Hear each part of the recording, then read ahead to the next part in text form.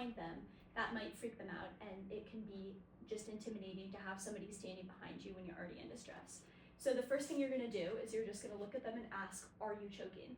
And there's obviously that universal choking symbol that people will do this with their hands, or they will like nod their head.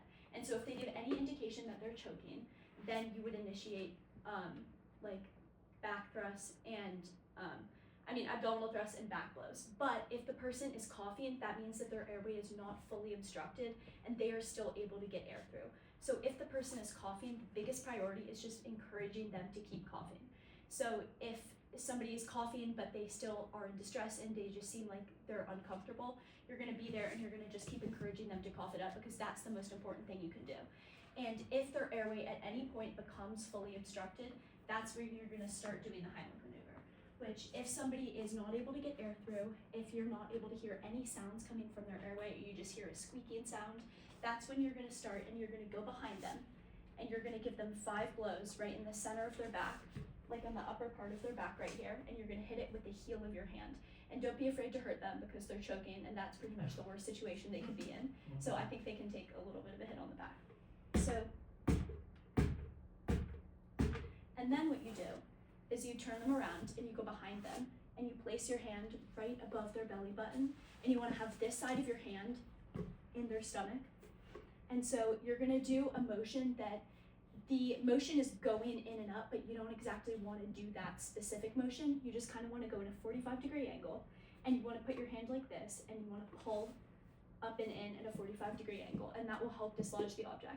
So you're going to do that 5 times, and if they are still conscious, but they still have an obstructed airway, you're just going to cycle that, and you're going to keep doing abdominal thrusts and back blows until either they vomit up the object, they cough up the object, or they become unconscious.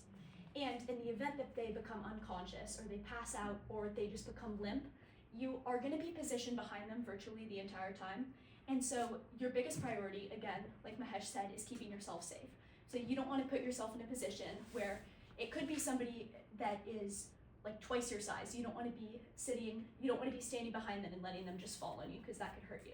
So you're kind of just going to let them slide down, and you want to make sure that they're still in a position where they're not going to be whacking their head on the ground. So you can keep it controlled in a way that they can slide down to the ground, and they will end up here with kind of their butt on the ground like this. And so once you get them positioned on the ground and you make sure that you're in an appropriate position to do so, you can guide their head to the ground and lay them like this.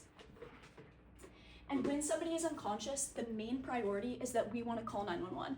So if somebody hasn't called 911 already, you want to ask somebody to call 911 and ask somebody to get the AED, because you don't know where the situation is going to progress. You don't know what's going on with them necessarily. So it's always good to have every resource that you can. And then after you make sure that 911 is activated and you have an AED on the way, then you can start chest compressions. And that is kind of where you continue the CPR process for an obstructed airway. Can we give her a big round of applause? Can you believe this is the first time she's ever done this?